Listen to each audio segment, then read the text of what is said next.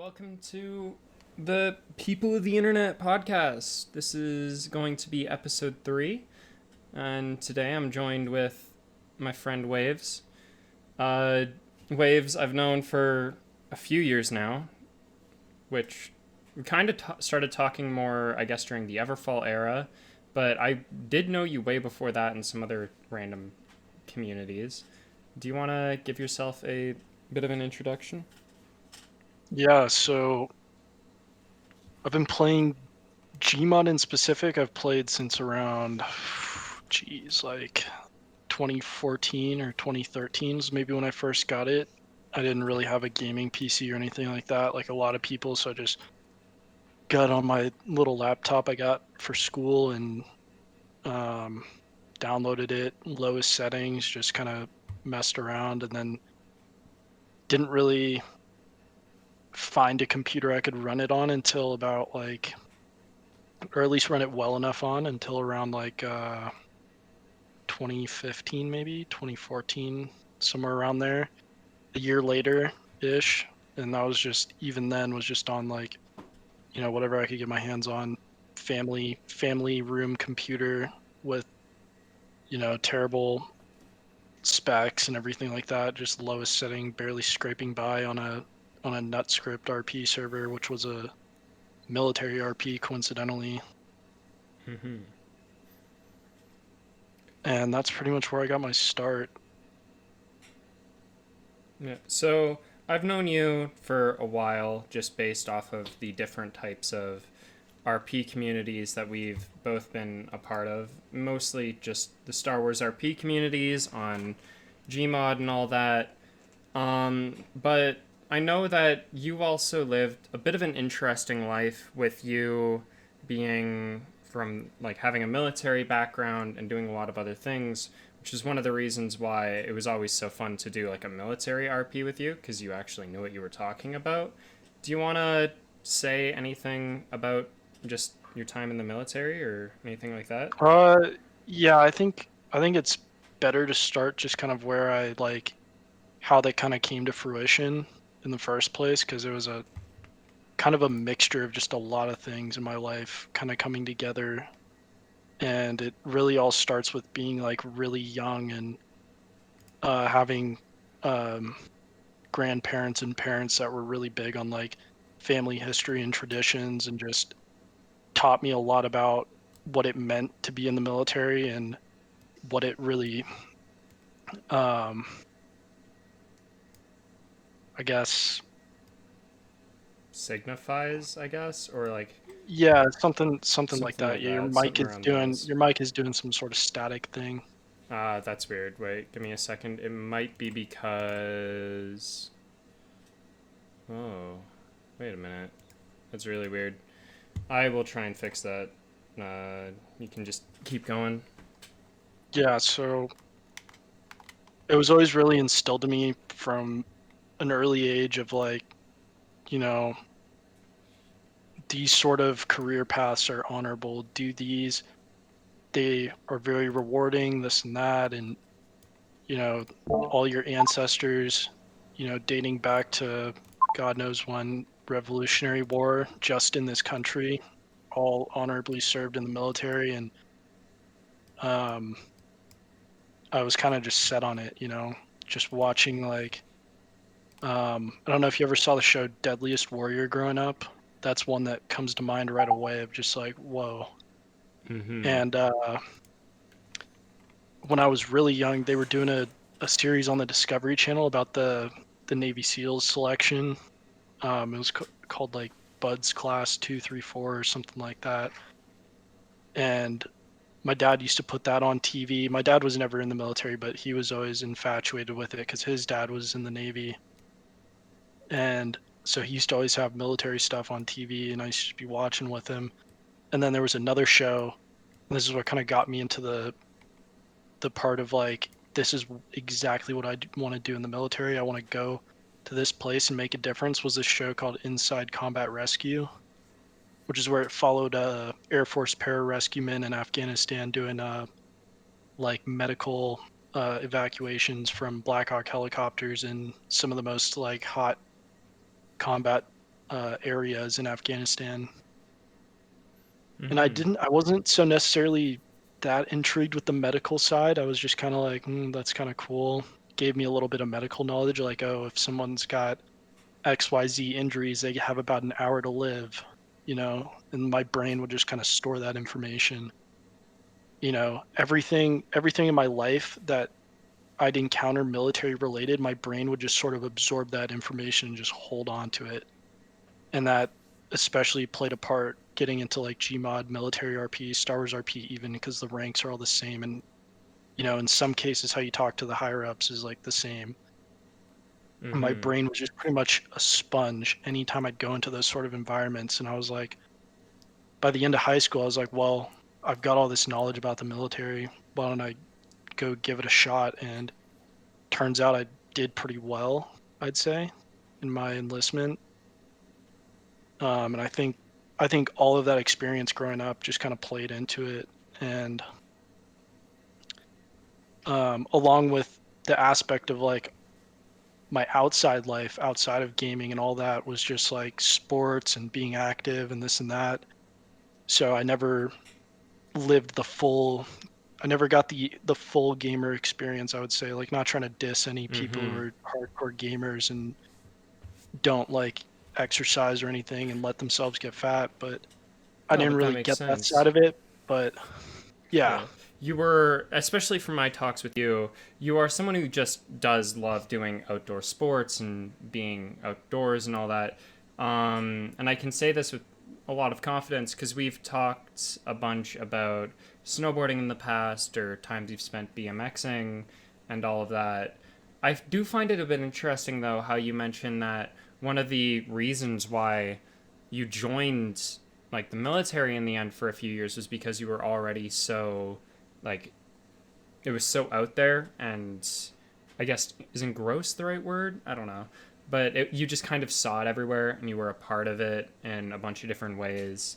And I find it interesting that like you kind of cited a bit of like military roleplay type things like the Star Wars RP or just military RP on Gmod.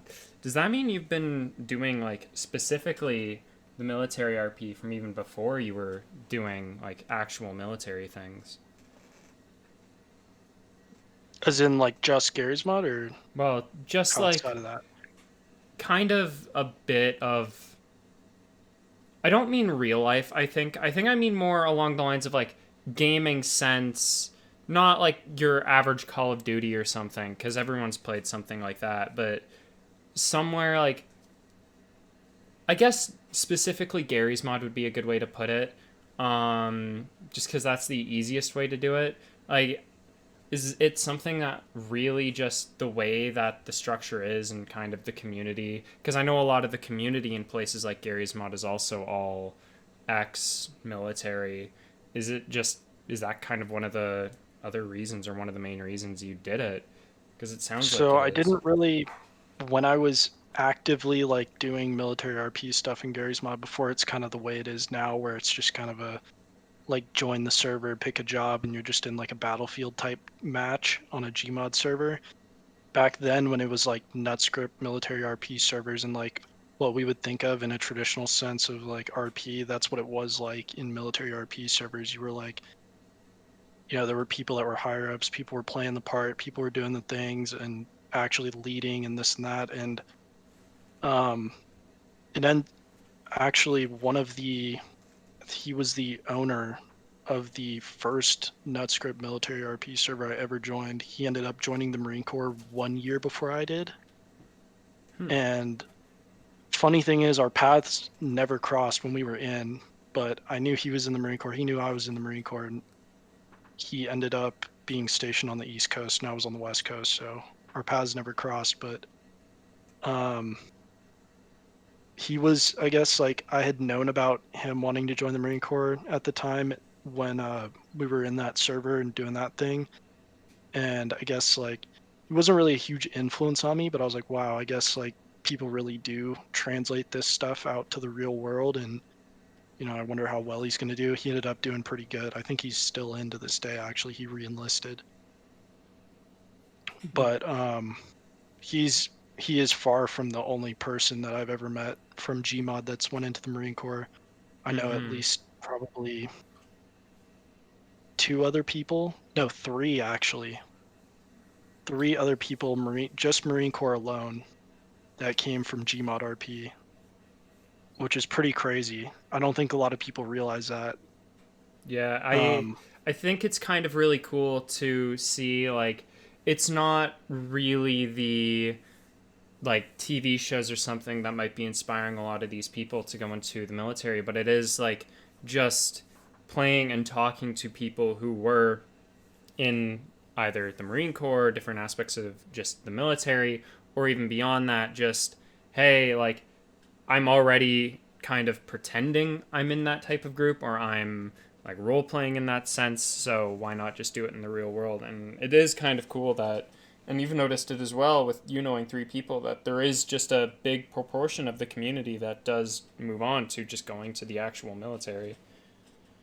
yeah, and from what I've seen, like the guys I know that have come from like military RP and gone into the Marine Corps versus like, guys that I just met in my unit or whatever, like random guys that had no like military RP experience or no like gaming military RP experience or milsim experience before going into the Marine Corps.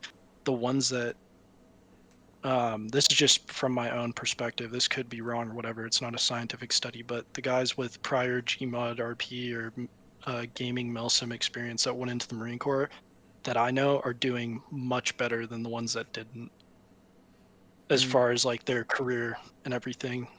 Picking up promotions faster, or whatever the case may be. mm. They That seem is to they a seem to advance a lot faster. yeah, that is a very It's interesting almost like perspective. it's almost like you took ROTC throughout high school, but you really didn't. You were just on a computer game with guys pretending you were in this job, and you did a little Google research and that was it. Hmm. And you just kind of lived it for a little while in a game. Yeah, that is a very interesting way to put it.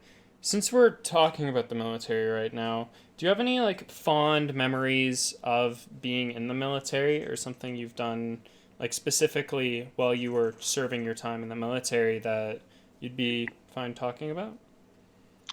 Um, I guess like good long-lasting positive effects have been just an overall really high boost in confidence no matter what it is.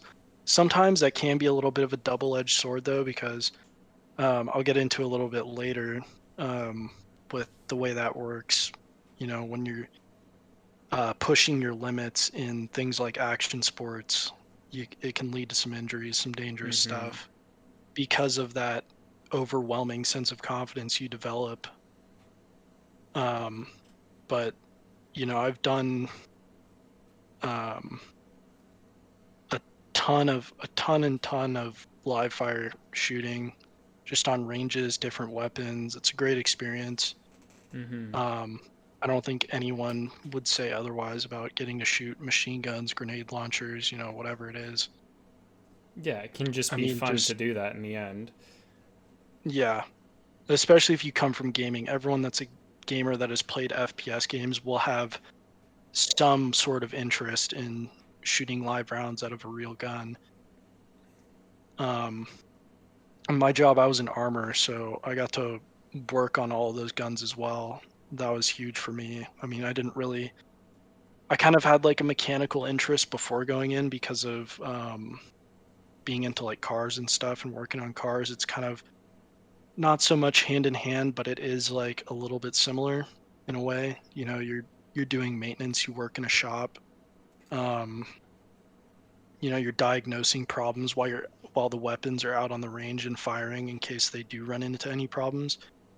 Whether that be like the weapon's not feeding properly, it's not ejecting the casings properly, or it's just straight up not firing. It could be multiple things, but um, you're there for that reason to make sure they do work. Hmm. Um, I've gotten to slide down ropes out of helicopters, fast roping. That was probably the most exhilarating thing I did in the Marine Corps. And I wasn't really even supposed to be on that course. I just kind of got a little bit of a hookup from someone with shiny on their collar. Just one of Um, the connections that you get from wherever. yeah, and just kind of as like a reward of just like, hey, you really busted your ass on this last deployment, have fun on this course. And so I got to do a week long of just sliding down ropes out of helicopters and stuff, Yeah, that's kind of flying cool. around a little bit. Yeah, that's kind of Um, really cool, actually. I have always wanted to try and do some things like that, but at the same time, I'm like, I know that I would not be someone really fitted for the military style of life, but it is always super interesting to hear like the things people have done in it and all the different like memories they have, and even like some of those training courses I'd love to do, but I don't think I'd want to join the military myself for it.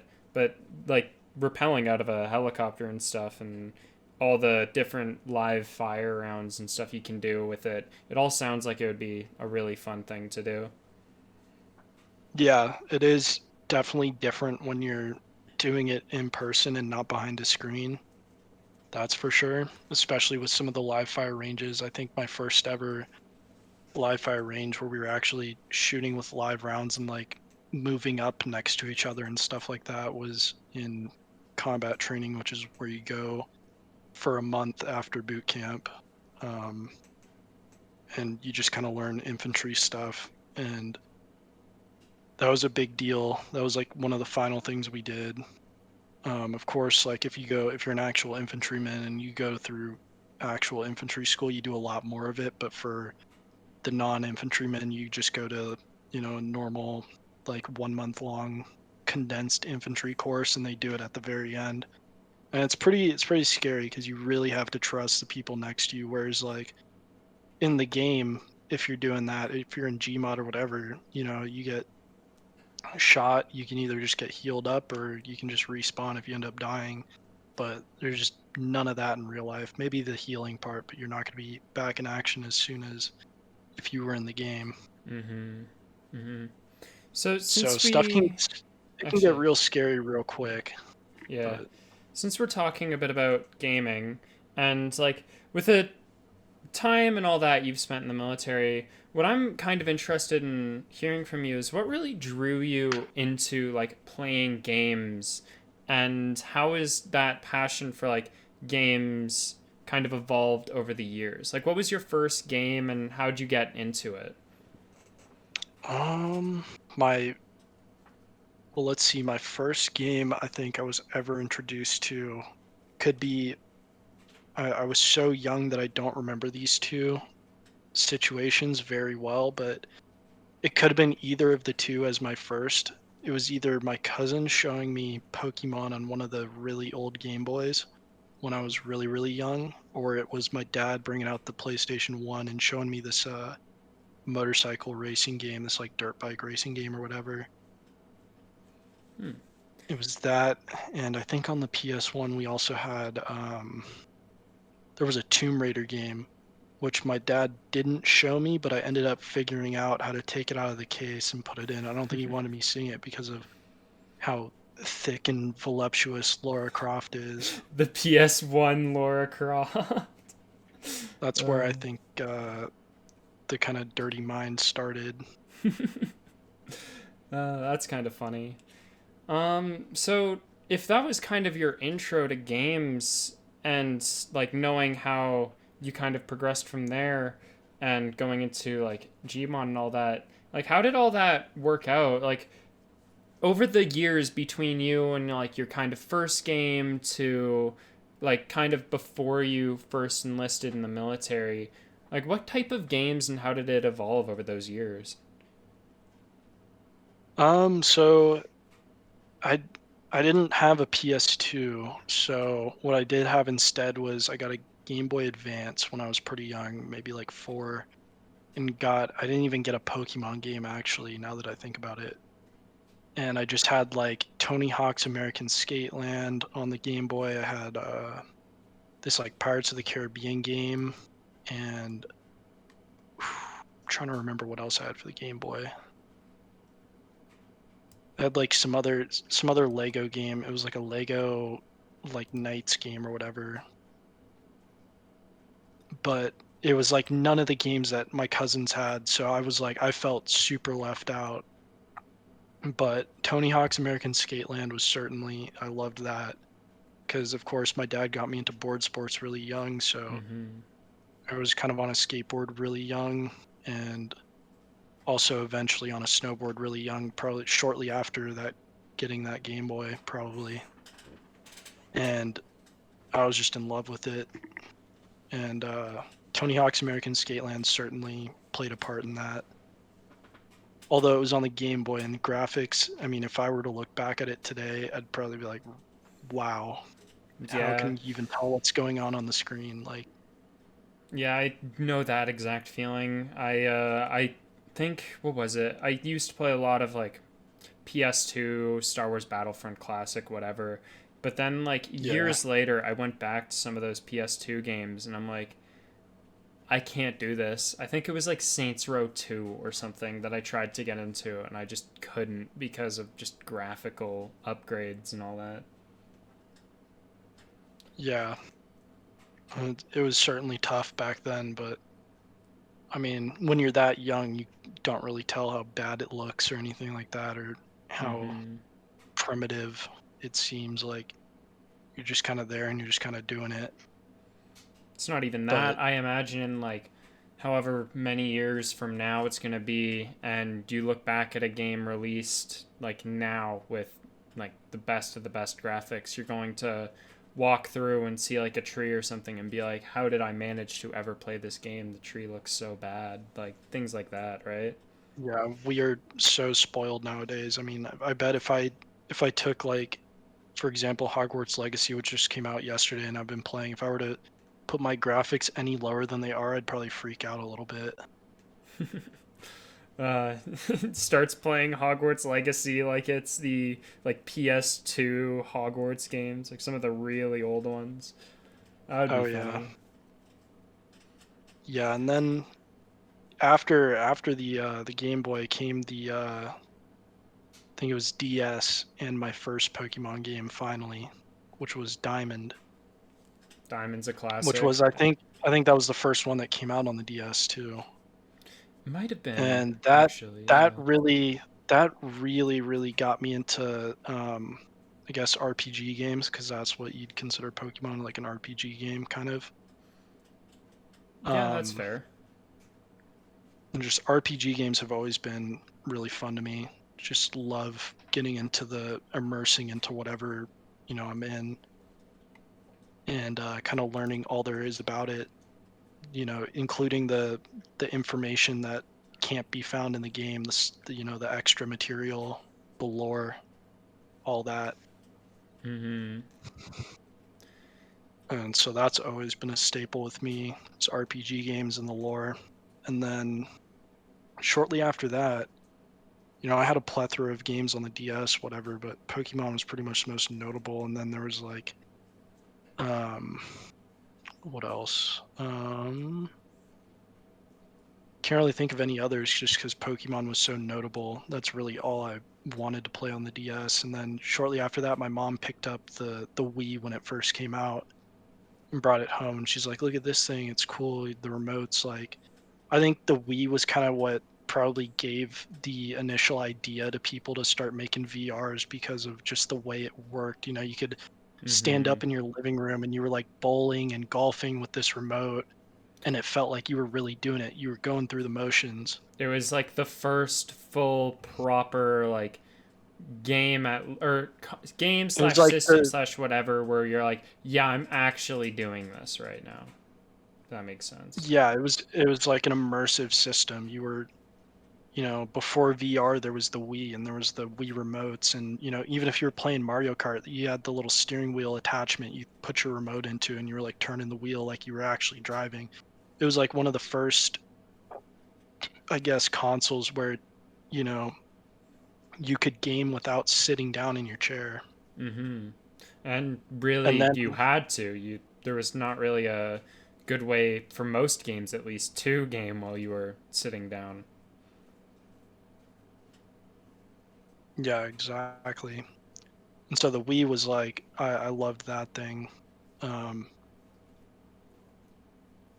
but hold on, I have to turn off notifications on Discord now. I don't know why I did not do this before, but Yeah, it's um, always so fun. and then my first experience with like a real, like, I guess military type video game shooter game was Call of Duty Modern Warfare Reflex Edition on the Wii, which was just Modern Warfare 1 for the Wii. And initially, like, my parents were like, "Oh, it's rated M. It's probably not appropriate, this and that." And I was only like 6 years old, and but I was over at my cousin's house for Thanksgiving, like a couple weeks after it came out, and he was playing it on his Xbox, and my dad was in the room, and he was like, "This looks pretty sick. We got to get this," because it was, my dad loved military type stuff and this and that. It was interesting to him, and of course, it was interesting to me, even at that age. And so we got the game and started playing it. Through the campaign. You're playing as like Marines and this and that in Middle Eastern setting, which was like very accurate to what was going on in the world at that time. Marines in the Middle East, kicking in doors, Mm-hmm. doing what they do. And that made me like really, really focus in on that. And I was like, that's looks cool. I think I might want to do that someday. Yeah. And of course, like the missions that stick out to me like instantly just thinking about it is the Charlie Don't Surf mission, where you're flying in and all the Blackhawks and um raiding like a like compound or whatever that the head guy is in, and you're just kicking in doors. Like, you got breachers with shotguns, everything like that. It was legit at that time.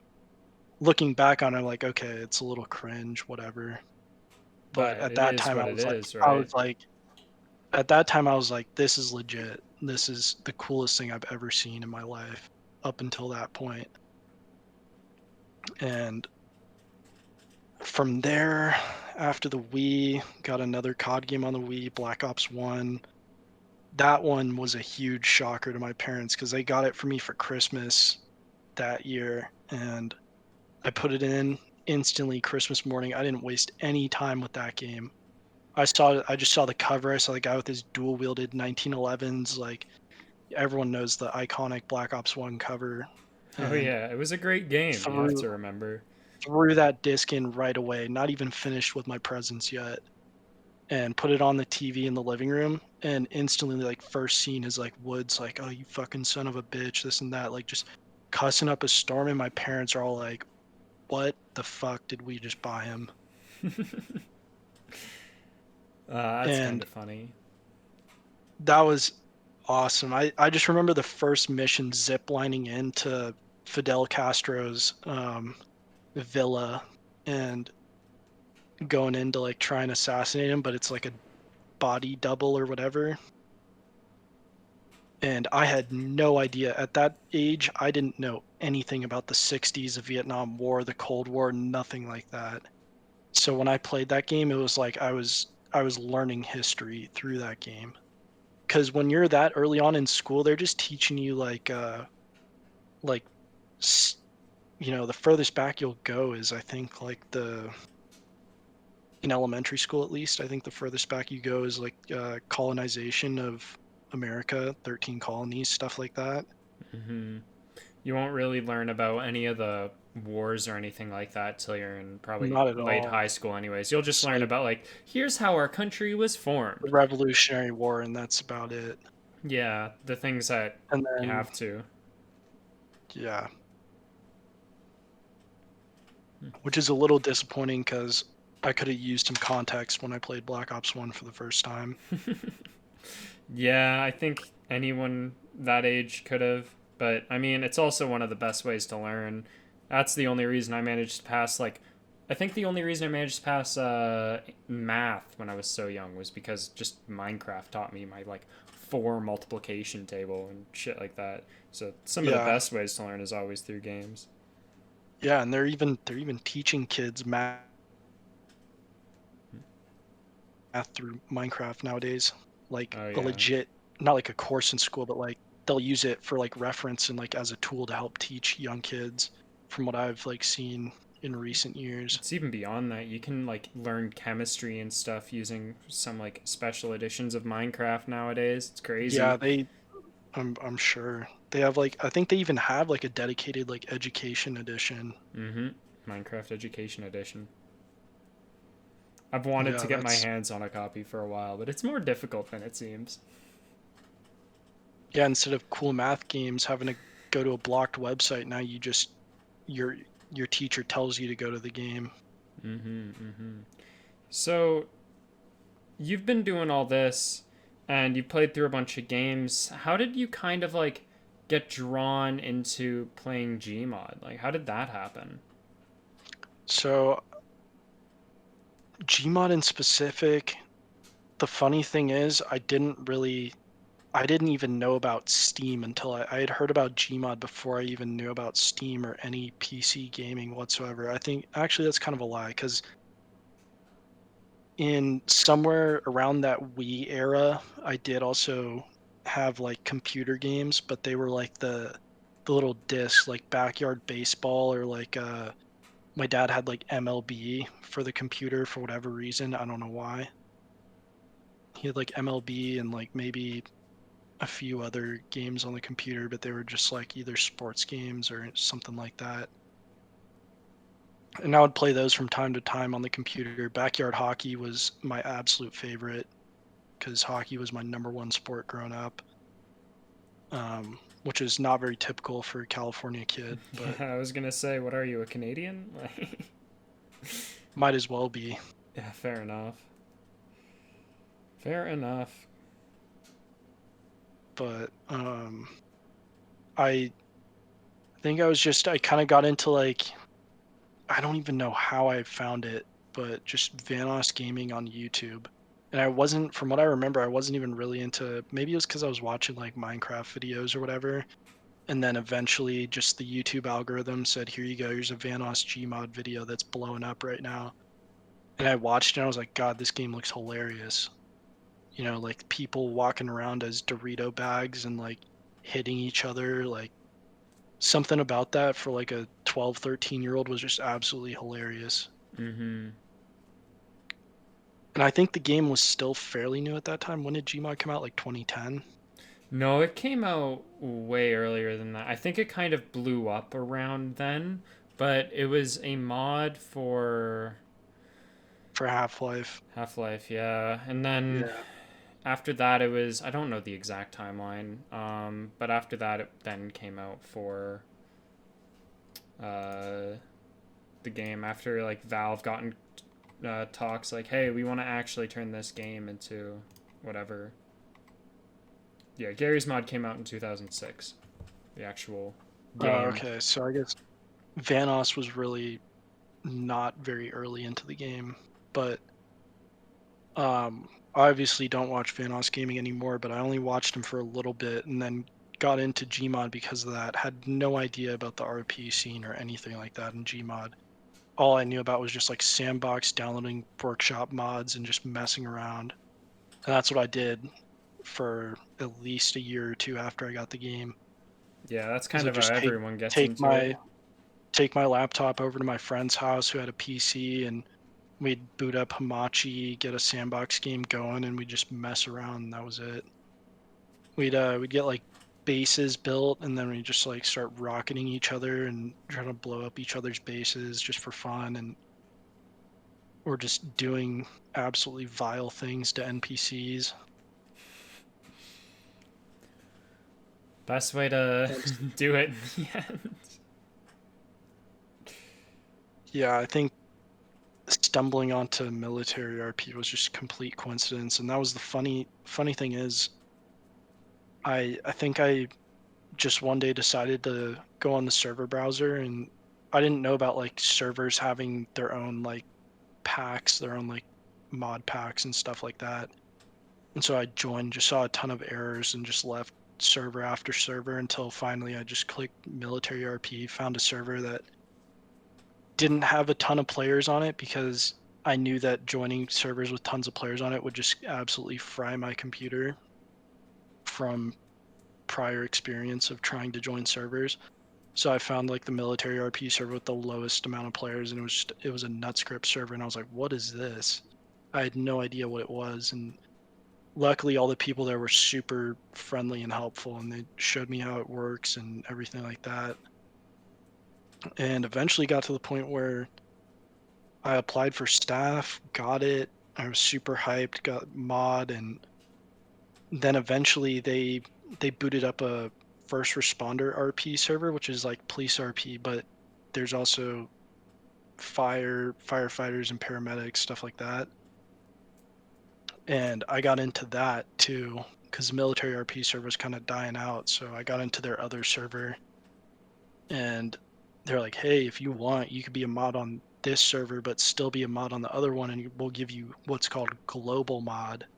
So then I was a global mod, so I could mod on any of their servers, which I think they only had that one, military RP, and then like a mafia RP or something, but I just had no interest in that. So I would just bounce between military RP and first responder RP. And I don't even really remember what I did on first responder RP. I think I was just a cop or whatever. And I was that got me a little bit interested in law enforcement too, and also because my mom had worked in law enforcement. And so I was kind of interested in that. And then eventually, like around that time, my mom forced me into like a like not like a police cadets, but like it was like kind of like JROTC, but for like the state police. And I was doing that for a while, and eventually, like around that time, of course, there's just a bunch of like politics in the news, police getting just absolutely bashed by media, everything like that. And I was just like, I don't want to do this anymore. So I quit that. But I needed to I was like, well, what do I want to do then? Because high school was wrapping up shortly after that. And I was like, well, my grandpa was in the Army, my other grandpa was in the Navy, and some of my family was in the Marine Corps, but they're a little more distant relatives. And I was like, well, let me just think about it a little bit. And then I was like, oh, I'll go Coast Guard. It sounds easy. Everyone's like, Coast Guard's easy. And I didn't even talk to the Coast Guard recruiter at all. Just completely scrapped that right away for whatever reason. And then I read my dad had a book called what was it, Restrepo, which was about a U.S. Army unit in the mountains of Afghanistan in like the late 2000s, I think, in like some of the heaviest combat that any of the American units saw in Afghanistan. And I read that book for silent reading time during one of my English classes or whatever.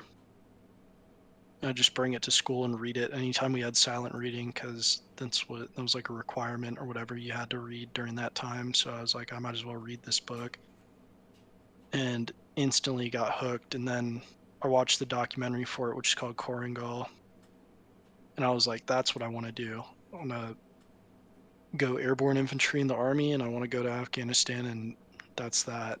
That's all I want to do. And then sure enough, Army recruiter comes and visits the school one day. I go listen to his little spiel. Of course, I don't care about it because all I want to do is I already have my mindset on exactly what I want to do. And he just kind of, whatever, does his talk. I go up to him, here's my contact information. This is what I want to do, this and that. Oh, yeah, we can make that happen for sure.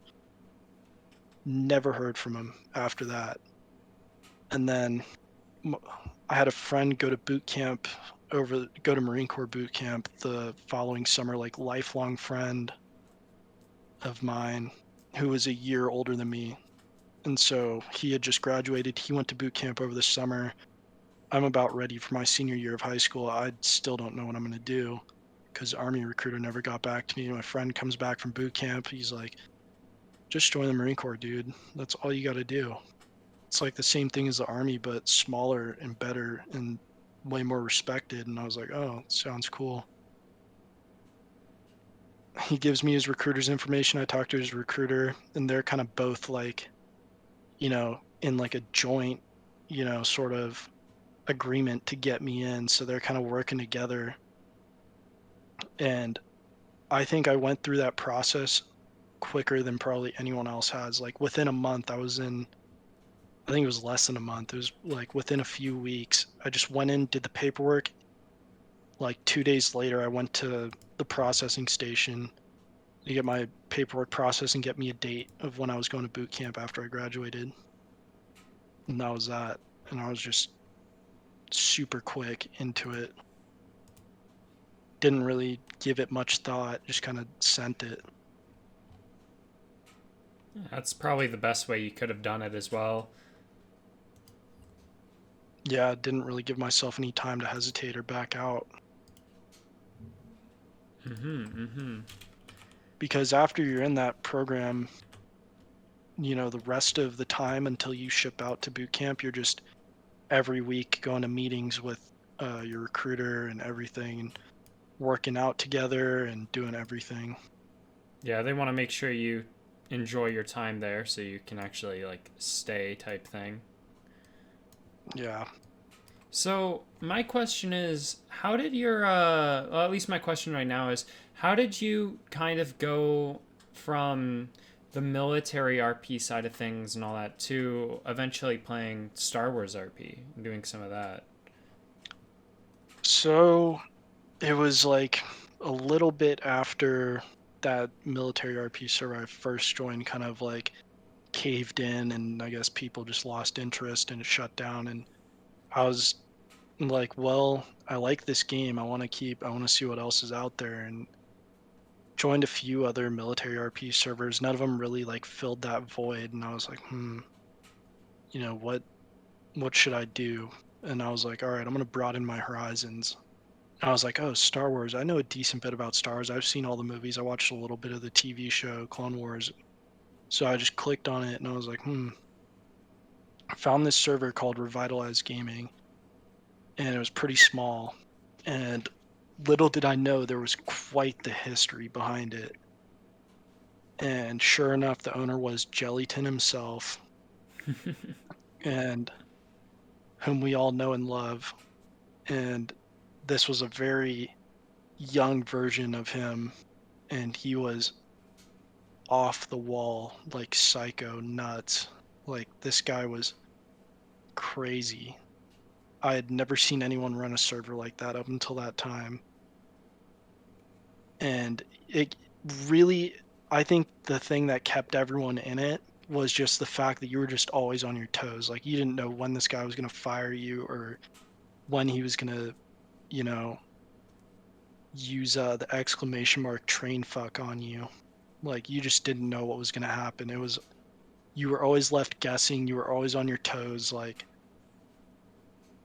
everyone was just like, there was beef everywhere. It was kind of, it was kind of a bad situation, but I definitely enjoyed it for what it was and met some great people through it. And then, yeah, that's what got me into that.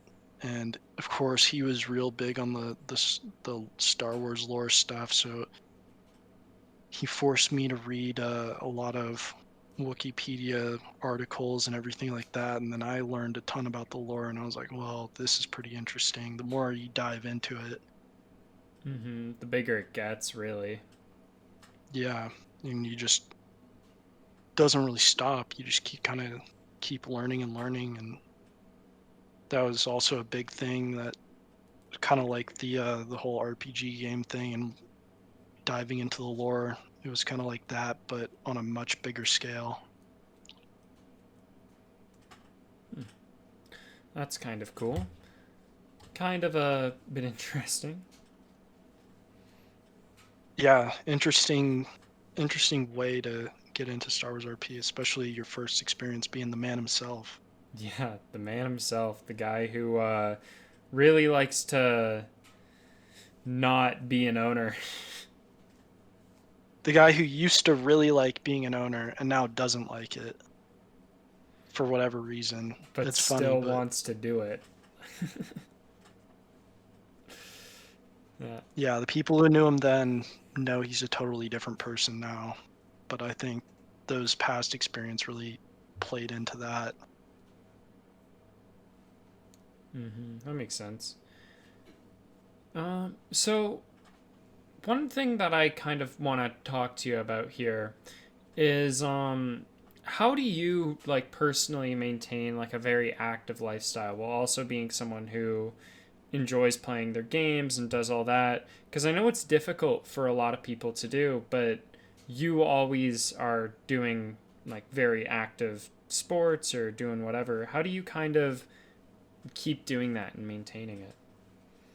So I think when I was younger, it wasn't really an issue because I was always in sports pretty much year round. And so I'd never really had like a sedentary lifestyle. And then going into the military, even, I didn't, of course, had a way less sedentary lifestyle than I did even before playing sports year round. And I think the toughest part has been like recently, but also again, not that tough because, when you're in the military, your brain gets rewired and now you think about things that are actually important to keeping yourself healthy and, you know, physically able, I guess. So it's never really been that much of a challenge, but what I will say is um, just it's all about like having a routine and really like sticking to that. Whether like for me in the wintertime at least, it's way less sedentary because I'm just on the go snowboarding and doing whatever I'm doing outdoors. Because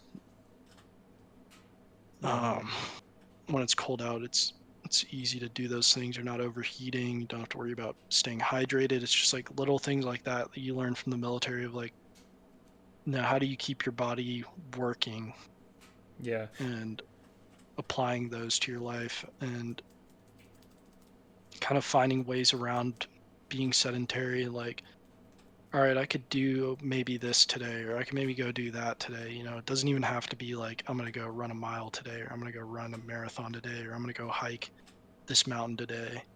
It could be just like, I'm gonna go out and run a bunch of errands, and I'm not gonna park at the closest spot or whatever. Even though I'm guilty of doing it all the time, parking at the closest spot and just walking 10 feet in. But um, it all just has to do with that, finding activities outdoors that you like doing, or it could even be indoor activities. You want to go play some indoor basketball, whatever it may be. Golfing is a great one, especially if you walk the course because you're putting a lot of steps in by the time you finish those 18 holes. And you don't even, if you're bad at golf, the worse you are at golf, the more exercise you're going to get because you're going to be hitting shots way off into nowhere and having to go find your ball and walk around a bunch. So golf is a great one to pick up. Um, Snowboarding, skiing are great ones too because um, even when you're a beginner, you're falling and getting back up, and every time you get back up, you're using a bunch of muscles to get back up and everything like that. Have And to stay even if you're balanced and all that. And then even if you're advanced, you're doing really technical runs through some really tight gladed areas, like really tight trees, and you're navigating around those, and you're forcing yourself to do these fast movements very quickly after one another. And that's using a lot of cardio, that's using a lot of muscle. You're really like pushing it with yourself and every day that you do those things. And it's just all about finding those activities that you like doing. And even if you don't like doing it, give something a try. You don't know if you'll like it or not. Yeah, I guess that's a very good way to put it. If you want to really just start doing activities, the best thing you can do or start being more active is just find a sport or something a bit more interesting to do than going to the gym. Would you say, like, trying to, if you didn't do any sort of like sports or anything like that, do you think you could like go to the gym every day or every other day or whatever and keep doing that? Oh yeah, Or for sure. Going to the gym, I've had my experience of like consistently lifting for, not just necessarily maintaining muscle, but actually trying to grow muscle and like look better and everything like that. I've had my fair share of experience with that, and that was when I was currently in a situation where on deployment where I didn't have, I couldn't go play basketball. I couldn't, definitely could not go snowboarding. Definitely could not play golf or anything. I was on a, I was just on a ship in the ocean, and all we had was a weight room with a lot of weights, and we had a flight deck to like run around on, mm-hmm. and that was it. And just doing that, just getting into that. Of course, it's a little more difficult if you're just on your own doing it, but it definitely helps to have other people around you with the same like they're like-minded, and you're all kind of pushing each other in the gym every day, and you kind of all get back together at the end of the day after your workouts, and you're all like flexing in the mirrors like, damn dude, I look better. Oh yeah, you look better, and this and that, Mm-hmm.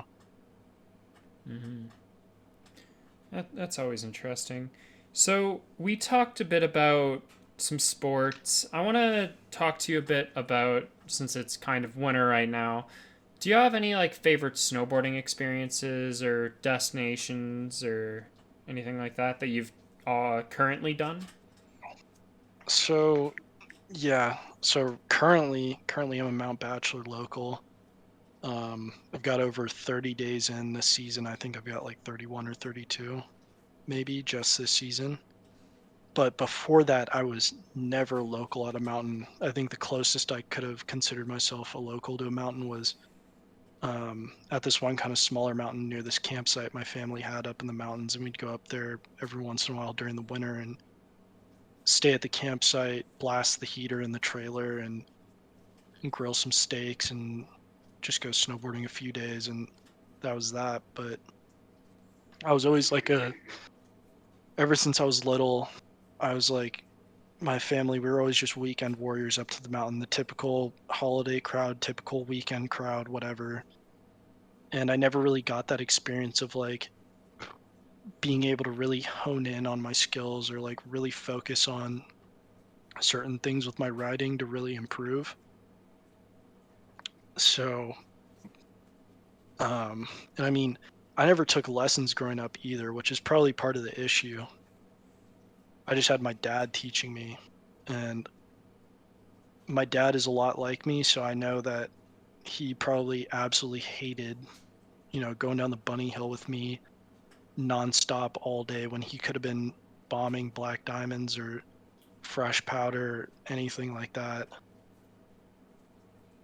So I can't believe I put him through that hell, but thankful that he went through it anyways. But my absolute just like amazing experience, most amazing experience I've ever had. Like when you think about dream days, like I just think about this one time when I was in high school, my friend whose dad works for an airline, his airline was doing like a company, they do like a company ski trip every year. And they went to Utah to this mountain called Snowbird. It's one of the pretty big ones there. And they have like lodging on the mountain, like literally feet away from the gondola and the lifts. And I remember the first day we went, it was just dry. It was super dry because those high mountains up there in Utah, at least I think most high Rockies mountains, like 9,000 to 11,000 feet, are pretty dry. Mm-hmm. So the snow is just really dry, hard packed, and just it was a sunny day, whatever. That's fine. I know people enjoy their bluebird days, but they're not too much fun for me unless there's fresh snow. And there was absolutely none that first day we were there.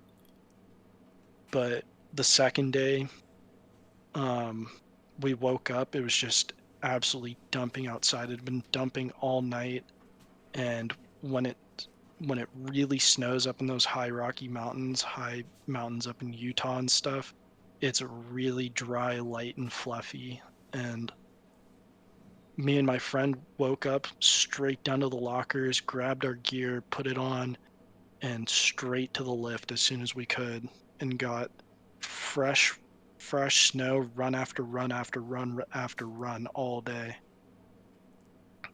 And I don't know if I've ever had that much fun. I think actually earlier this week, if I wasn't in such an injury predicament that I'm in right now and being so accident prone, injury prone, I think I probably would have had more fun than that day earlier this week, but unfortunately had to cut it short. So that's why you got to really take care of yourself and not do stupid things. Mm-hmm. Do you want to say any like future goals or places you want to visit when you're going out snowboarding or anything like that? Like any dream places or dream runs that you want to go on? Probably next on the list would have to be, well, I'm hoping by the end of this season to explore some of the backcountry we have out here, maybe get an avalanche class in or two, and then head up into the backcountry and see what kind of good stuff is out there. Of course, there's the labor of hiking up there, which is a whole other thing in itself. But um, I think as far as traveling goes with that, it'd have to be Canada next. I'd like to start near and kind of branch out from there. So I don't want to quite, do those Japan trips or French Alps trips or anything like that. I don't want to do that quite yet. I want to just go up to Canada, have some fun up there. Al I'm thinking like one trip in Alberta, like Sunshine Village, Banff, like that area, and then a trip up to Whistler Blackcomb, British Columbia Mm-hmm. mountains, and then maybe even like a random trip in the summer going down to the southern hemisphere and checking out maybe Chile, because I don't think that's that expensive. I think it's actually pretty cheap down there. But to be able to snowboard when there's no snow here, but there's snow down there is a pretty crazy experience from what I've heard. Mm-hmm. I can totally understand that, and I can definitely recommend going to a place like Sunshine or anything like that because very close to where I live, and I've been there a bunch of times, and they're always super fun to go do. Like those big rocky mountains, no matter what one you go to, it'll always be such a fun time to go down the hill. Yeah, and those mountains typically have some pretty nice terrain, some nice challenging terrain, Mm-hmm. Do you and have you can a definitely score. Yeah, yeah. Just another thing, kind of the last thing I want to mention and bring up here about snowboarding. Do you have any like specific tips for beginners who want to get into snowboarding? See, I know here there's a really great program for beginners. You buy 5 lessons, 5 rentals, 5 lift tickets, and after you complete those 5, you get a season pass for the rest of the season. And those like first 5 lessons are gonna really get you started and possibly up to like even doing blue intermediate runs, which is really what you need to get your start, get your foothold, and then kind of grow from there. It's all about just getting over that first little beginner hump of just like, oh, I can't really get on my edge. I can't really point my board straight downhill and connect turns and everything like that. Getting over that little hump, being able to connect those turns and use those edges to slow down and control yourself. Once you get over that hump, it's game over. The world is yours. Mm-hmm. And I I envy the people that pick that up pretty quick, because when I was really young, I did not pick that up very quick. I don't think I could really even use one of my edges until like maybe like I was 10 years old and I'd already been snowboarding for 5 years. But I mean, then again, I was just a weekend warrior up until that point, going a handful of times a season. Yeah, that sounds like it would be a lot of fun, and it's some pretty good advice for learning how to do anything like snowboarding or skiing or anything like that, just don't be afraid of doing your first lesson, or even if you are not going to do a lesson, at least find someone who can teach you instead of just trying And to do it yourself. the thing that's even better, and the thing that's been working out great for a lot of my mine and my roommates friends, is when they come up to visit for a ski trip or whatever, and I've got an extra board, so that saves them money on a board rental, and then they've got the three of us, so that saves them money on lessons, and then it's just going out there and having fun and learning a little bit in the process. And usually, so far, the experience has been good. Everyone that we've really taught up here has really picked it up quick and without paying for lessons and rentals and stuff. So just knowing people is a great thing as well. So, I know you quickly mentioned it a bit earlier, and I know that these sports are very prone to it. You mentioned something a bit about injury. Uh, do you have anything to say on that, like advice for dealing with injuries and type and things like that?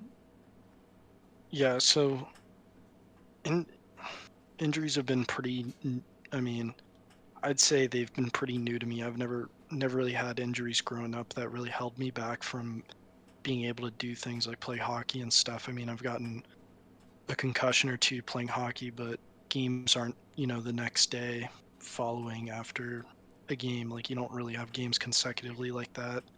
So that's never been a problem even. And then until last year, just whatever the reason was last year, just really was not kind to me. Breaking a bone and early last year, and then middle of last year tore my rotator cuff, and then that was while mountain biking at the bike park. And then sort of the end of last year, partially dislocating a shoulder playing hockey, which was totally new to me. I've never had that happen. I've seen it happen before, though. I've seen people fully dislocate shoulders in hockey, so I wasn't that surprised when it happened, but I was still really, of course, bummed out. But um, from all that time, the the best thing I learned was just be gentle with yourself, because this is the only body you get, as far as we know. I mean, we don't know what medical science is going to be around in 10, 20, 30 plus years, but as far as we know right now, this is the only body you get. So Mm-hmm. take a lot of time to stretch, take a lot of time to look into what nutrients you really need in your diet. um, get good sleep as well, that's a huge one. um, and just knowing your limits is probably the biggest thing, and that's been my challenge as of recently with getting back into diving headfirst into snowboarding this season. Was like, I didn't even hit jumps in the terrain park until I think 2 weeks ago, because I was just like so careful of just like, I'm not going to do anything risky unless there's a ton of fresh snow on the ground and it's like I'm falling into a pillow, or I'm going to wait until like that healing window that the doctor gave me for my shoulder is completely over with. And those were like my two criteria of like, I'm not going to push myself unless this or this. And sure enough, it worked out pretty good. But then, of course, what I learned just recently last weekend is there's always potential for new injury. So you pretty much always got to be on your toes. I mean, I guess it's not a great way to go about things, but that's just the way I do it. Just staying on my toes, keep yourself in check, especially if you develop an ego or overconfidence like I have. You just have to. It's a double-edged sword. Confidence, I wouldn't say, is everything in life. I think you really have to be careful when you develop confidence and make sure it doesn't stray into the realm of overconfidence. And for the people that want to get into the military, you have to really keep that in check, because when you go through those trainings, they're really instilling into you that confidence, because if you don't have confidence, you're not going to fix a bayonet and go charge an enemy trench, while you're getting shot at. You're just going to sit there and cower and, whatever, and they don't want that for obvious reasons. Mm-hmm. Yeah, that's very interesting.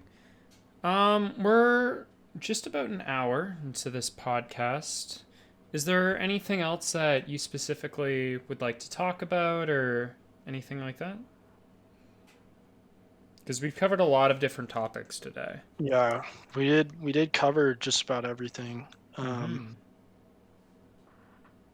A thing that I'm also a really big advocate of is mental health. I know a lot of people go through, at least I've experienced it a lot recently in the Gmod community and stuff like that, is a lot of people going through burnout and just um, that low mental health. Keeping your mind healthy is probably just about as important as keeping your body healthy, if not more important. Yeah, that's And fair. I understand a lot of people get anxiety and things like that, and I've even had my fair share of challenges with that, and even depression at one point in my life. And the biggest thing is just talk to people. And if you don't want to talk to people, the other best thing you can do is get outside, go out into nature, and you'll see how quickly that really clears your mind. Mm-hmm. I've had to deal with my fair share of a bunch of different things lately, and family and friends and just all of that. And I can totally like agree with you on if you need to clear your head, you should just go for a walk, or if you're feeling some sort of way, you can always take a break and come back to it. So I think they're very important messages to have out there. Yeah, the other reason I think that is with Gmod is, like, people like to say, like, oh, it's not going anywhere, this and that, but when you really put passion and time into a community in Gmod, especially a server, it's never permanent. It's going away, and you kind of just have to accept that. Yeah, you have to know and you have to accept things like that. Like nothing will end up lasting forever, but you have to appreciate it for the time that it had. Yeah, exactly. Mm-hmm. Yep. That is, I think, a pretty good spot to end our discussion for today. I enjoyed talking to you a lot. It's always fun to talk to you about the different things that are going on or whatever. Like we talked about just about everything today, but I'd love to talk to you again sometime in the future, maybe with someone else, like maybe me, you, and Nemo or someone, and just have a conversation about some other random things. But that'll be for another day, Yeah. as we shouldn't have a podcast that keeps going for forever. So I'm gonna wrap this Yep. up. Do you have any closing remarks you'd like to say? I think that's just about everything. All right, cool. Thank you for joining me today. Yep. It's been a pleasure.